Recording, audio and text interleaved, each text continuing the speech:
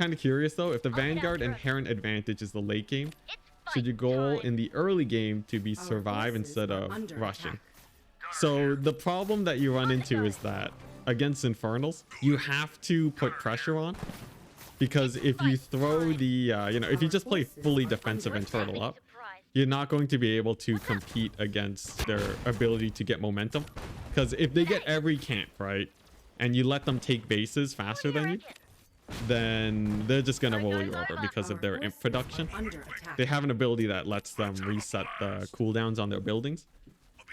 And they can spam workers like crazy. So you have to make sure you keep on equal bases with them. And you also have to stop them from taking camps, otherwise they just all in you. But it apparently is possible to actually do that. It's like, wow, I have to do so much to win the game. But if you do it, you win the game against Infernals, right? And of course, if the Infernal player screws up too, right? You know, if they're not as aggressive as at taking camps because they're worried about fighting you, right? Because, you know, if they take a bad fight, they lose a lot of momentum. You're faster than them. Then you can also get a pretty solid lead. But your goal as Vanguard is to keep up in bases with Infernals, still contest the map, and if you can actually stay even with them until the late game, then you generally win it. Whew, solid. All right, please tell me I got any MMR. Oh god. Did I get MMR at least? We barely got anything from that game. Oh god. Look, my Infernals is like Masters rank. Oh, holy crap. Maybe I'll just keep playing more Infernals and get an appreciation for the Vanguard plays. If both players' skill are even, then it seems like Infernal wins. Not exactly. At the highest level, I think it's even, right? So let's just take a look at this real quick. This right here, right, is the key to all things Stormgate. Look at that, Lucifron. He has an 89% win rate. He's second in the world. Kawayan, 73% win rate.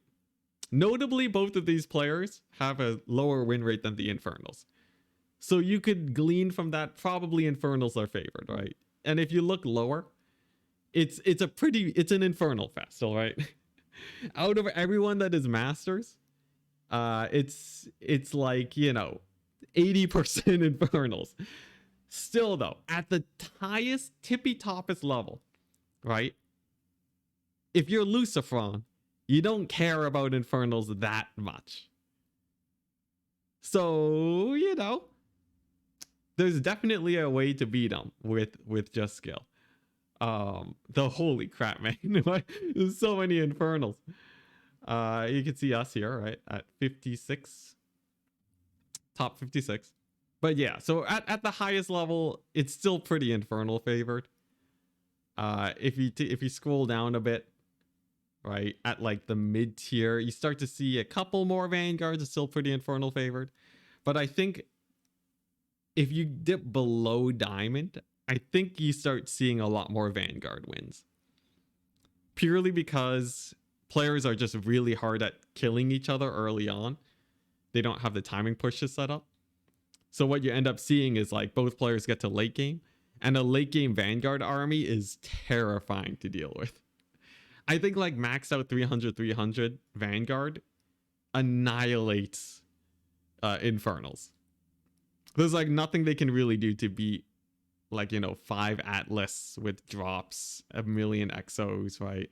They basically just have this guy, this big boy, and that's it.